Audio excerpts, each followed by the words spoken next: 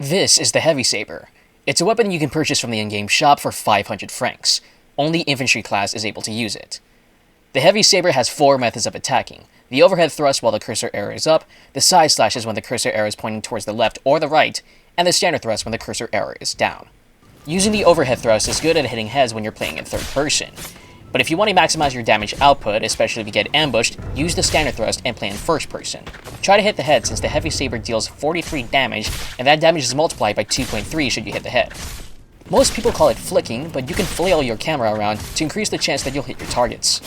Do not use the side slashes. They deal less damage than the regular saber, and because of that, they cannot insta-kill runners.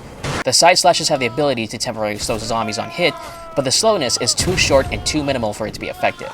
A dead zombie is better than a slowed zombie. The extra range that the Heavy Saber provides makes it a lot more safer to use with the addition of the increased damage. Its hitbox lasts long as well, meaning that you can thrust before your target stops within melee distance. When a nearby officer calls for a charge, the Heavy Saber acts similarly to the musket's bayonet and the pike. You'll hold the Heavy Saber in front of you and it will automatically deal damage as you run through crowds. However, unlike the bayonet and the pike, the Heavy Saber does not increase in damage during this. Be careful if you see a zapper inside of a group, because you cannot insta-kill them should you come into contact with them. Bait out their swing first and then go in for the kill. You should also make sure that nearby bombers are dead as well, so that you don't die once you hit them. The Heavy Saber is intended to be used alongside the carbine, rifle, and horse artillery pistol, because they lack the musket's bayonet. But even when you use the musket, the Heavy Saber provides good coverage in the event that you get swarmed by a group of zombies that your bayonet won't be able to take out fast enough if they get too close to you.